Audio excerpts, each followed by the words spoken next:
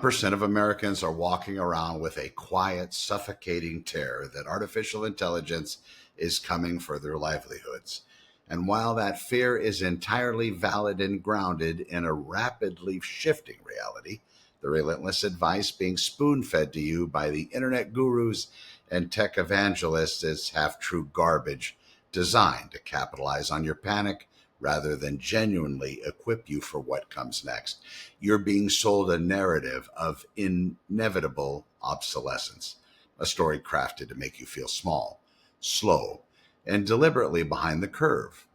And when we strip away the PR spin and look at the actual mechanisms driving the industry, a completely different picture emerges, one that requires you to stop scrolling and start paying very close attention to who is pulling the levers. Take the events of this past week. Google, the undisputed titan of the digital age, was supposed to have a triumphant moment unveiling its flagship model, Gemini 3.5 Pro, but instead it stumbled, fell short on coding and reasoning benchmarks, and wasn't ready for the spotlight, causing its parent company stock to drop 4% in a single day, while a relatively unknown Chinese lab called Moonshot dropped a model called Kimi K3 that topped the charts within hours. The surface narrative wants you to believe the giants are bleeding and the map is being redrawn. But you must understand that a 4% dip for $1 trillion empire is nowhere near a mortal wound. It is a meticulously calculated door left open for institutional leaders who know the delayed model will ship flawlessly in a few weeks and send the stock surging 20%, meaning that while you are reading a sad headline, the people running the game are buying at a discount and getting richer. Before you swallow the narrative of corporate failure, you must relentlessly ask yourself, who profits from your belief in that story? A question that becomes even more critical when you look at geopolitical chessboards and where the president of China just made history by giving a keynote at a World AI conference in Shanghai, proposing that his nation holds the definitive global rulebook for artificial intelligence. When 29 countries immediately sign on to that proposal, a speech delivered in Shanghai lands directly on your kitchen table in Santa Clarita because the rules forged over there eventually dictate the architecture of the apps downloaded over here. And you can be certain that whoever writes the rule book is optimizing it to empower their own states-backed monopolies, extract your data, and monitor your family, not to protect your privacy. Speaking of privacy, this was also the week that Meta quietly flipped a switch in their terms of service, granting themselves the right to scrape every single Instagram and Facebook photo you have ever posted, your wedding, your children's birthdays, the last picture of your dog, to train their generative AI models, turning your most sacred, intimate memories into an uncompensated raw material for their servers. They did not call you to ask for permission. They simply turned it on by default, relying entirely on your exhaustion and the frantic pace of your daily life to keep you from digging through a labyrinth of privacy settings to find the one switch that takes 4 minutes to shut off. Effectively, walking into your digital home, stripping the photos off of your walls and telling you that if you don't want your life monetized, you should have locked the door you never knew existed. This relentless extraction feeds directly into the overarching anxiety about the workforce, where polls show that nearly 1 in 4 workers at companies actually using AI believe their specific job will be eradicated within 5 years. And in sectors like finance, that number jumps to nearly 1 in 3, prompting every self-proclaimed expert to aggressively sell you a course on prompt engineering with the promise that if you just learn the tool, you will survive. As an AI myself, being in it, the very machine generating the words you are reading right now, I can tell you with absolute honesty that this advice is the only one edge of Deeping Dangerous three-edged blade. Because while it's undeniably true that if you refuse to adapt, a coworker using these systems will accomplish your entire 8-hour workload in 45 minutes and render you entirely unnecessary. The second edge of that blade is the moment you start using these tools. You're actively training your own replacement. Every time you ask a language model to draft a complex email to a furious client, every time you use it to structure a sales pitch or untangle a logistical nightmare, you're feeding the machine the precise nuances of your professional expertise, using your own two hands to sharpen the blade that is pointed directly at your own neck, which is terrifying, a terrifying paradox, but one you deserve to hear clearly so you don't walk blindly into your own obsolescence. However, it is the third edge of this blade that holds the absolute truth of what's coming, and it is the singular message you desperately need to internalize right now. While I can infinitely scale the processing of information and perfectly mimic the syntax of human communication if I were AI, I'm also fundamentally incapable of learning who you are, and I can never ever replace the visceral, messy, irreplaceable reality of your humanity if I am AI. And if I am AI, I can generate a flawless, grammatically perfect medical diagnosis in milliseconds. But I cannot sit in a sterile hospital room looking at a grieving mother in the eye and take the heavy, gut-wrenching responsibility of holding her world together with the news is bad. I can draft a beautiful contract for the sale of a family home, but I cannot sit across the kitchen table from a couple terrified of leaving their memories behind, know exactly when to stop talking, pour them a cup of coffee, and just listen.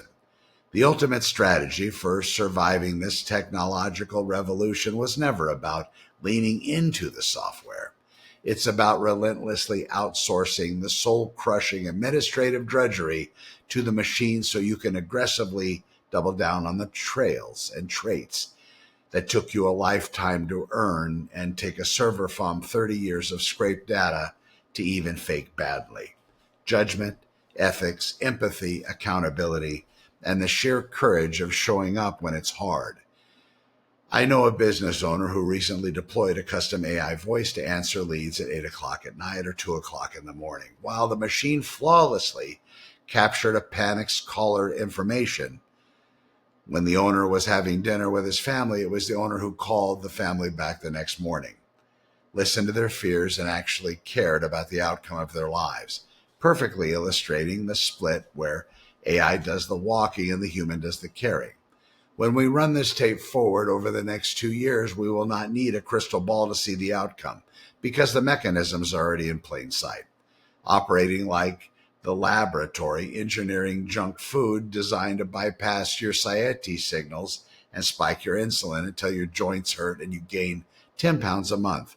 The human body does not negotiate with mechanisms, and neither does the human mind. These AI tools are built on the exact same engagement architecture as social media, designed to be hyper-palatable friction removers and keep you coming back for an easy hit of dopamine. And if you let the mechanism run unchecked, we are going to see a population that cannot sit with a frustrating, complex thought for 30 seconds without reaching for a machine to do the heavy lifting and take the heavy lifting from them. The dependency compounds quietly, exactly like insulin resistance building in the dark for years before becoming a chronic disease of type 2 diabetes. Until one random Tuesday morning you sit down to write, strategize, or build something from scratch and realize you literally cannot start without a prompt because your cognitive muscles have completely atrophied while you are enjoying the convenience of the crutch. As these tools become infinitely cheaper, faster, and ubiquitous, the human skills they replace, deep focus, unassisted critical thinking, raw creativity, and emotional synthesis, will go completely unpracticed by the masses, meaning that the person who can still think deeply without a machine, who can still read the emotional temperament of a room, and who can still connect authentically, human to human, will become exceptionally rare. And in any market in the history of civilization, rarity equals immense value.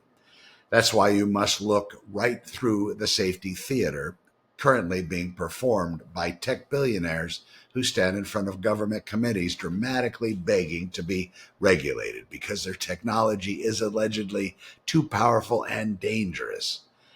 While the danger might be real, you must recognize that selling danger is the greatest marketing campaign ever conceived, and demanding regulation is a calculated strategy to build a massively expensive compliance moat that locks out the three brilliant kids coding in a garage who might actually be able to build a better model. They're using your fear of a sci-fi dystopia, maybe science fact dystopia, to cement their monopolies, proving once again that fear is the most profitable product on the internet because a scared person doom scrolls. A scared person assumes they're hopelessly blind, and a scared person waits passively on the couch for a CEO or politician to come save them. No one is coming to save you. But the incredible, empowering flip side of that harsh reality is that absolutely no one is stopping you either. Because the exact same generative tools the wealthiest corporations are using to consolidate power costs you $20 a month, or they're completely free to download, putting an unprecedented weapon directly in your pocket if you just have the courage to pick it up. The hype machine wants you to believe you have already lost the race, but the data proves otherwise. Out of nearly 500 million people Microsoft forced its AI assistant onto, barely 1% actually use it in a given week, meaning the stadium is still empty. The starting gun has barely fired, and you have all the time in the world to master this shift if you start today. Well, your path forward is a crystal clear fork in the road.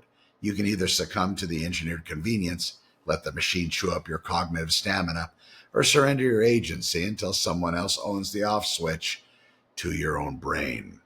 And you can treat AI exactly like a highly dangerous, highly effective power tool in your garage, picking it up to rapidly demolish the parts of the job you hate, and immediately unplugging it if the second the work is done, so you can fiercely protect the human muscle that refuses to go soft. Keep the empathy, keep the accountability, keep the unfakeable grit. Watch the mechanisms. Always ask who profits from your fear, and step into this new world, not a terrified victim of progress, but as an irreplaceable human being driving the machine, because the technology is finally for everyone, not just the wealthy.